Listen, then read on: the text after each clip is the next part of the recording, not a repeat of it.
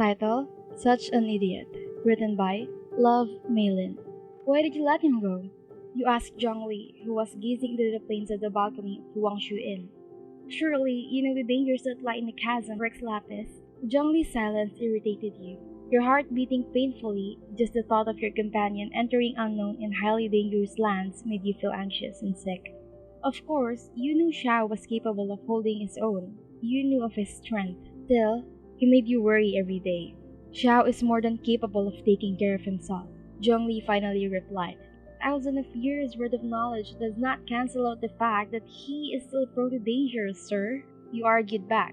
No matter what you tell me, I won't ever stop worrying for that boy. Of course you won't, he simply said.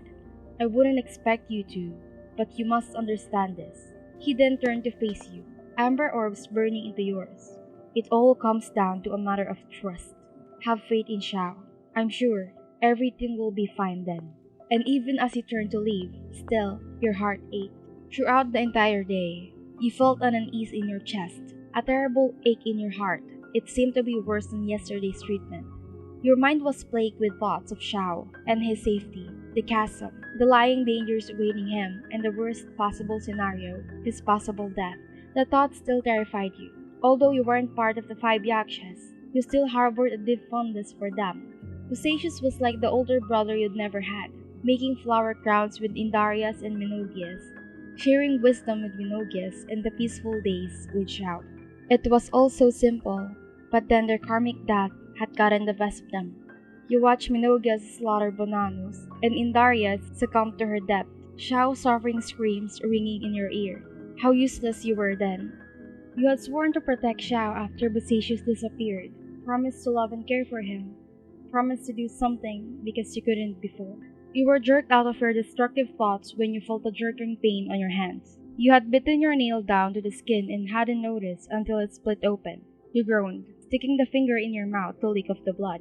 Then, your heart lurched painfully. You gasped in pain, clutching your shirt near your heart. Another lurch, another gasp of pain.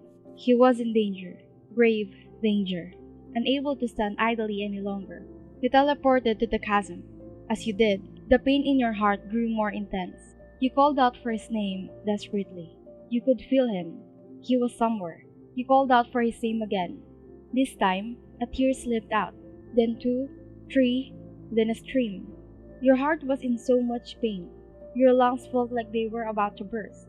You shouted for his name one last time, then a flash, and 6 figures materialized.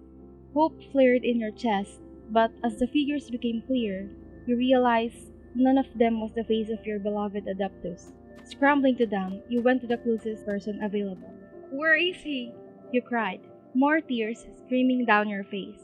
Yalan examined your face, brow furrowed, biting her lip. She gently took your hand, then shook her head. The world stopped for a moment. No. Yalan held your hand still as Shinobu, the traveler, Paimon, and Yanfei looked away in pity. But then, a familiar presence erupted. Golden energy started to swirl, and then a figure slowly started to materialize. Fret not, child. Under my watch, will Alatus remain alive? Startled, you lifted your head to see if anyone else had heard the voice, but it seemed you were the only one. Then, turning your head to the source, you gasped. There he was, Xiao.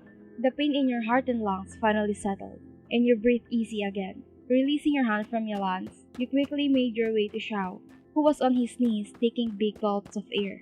Sensing your presence, Xiao looked up only to yelp in surprise as you threw your body down on him. Arms wrapped around his neck in a tight embrace as you pulled his head to your chest. You idiot! You wailed, tears filling down your face as you held Xiao tighter. You big stupid idiot! What were you thinking? You could have... I know, he whispered softly, hands ghosting your hips, almost afraid to touch you. You cried, pounding your fist on his back as you wept in his neck. I know, I'm sorry, he whispered again, this time embracing you back. Yolan's eyes softened at the scene. She motioned to the others, leading them away from you both. We have to give them some space. I'm sure they have few things to talk about.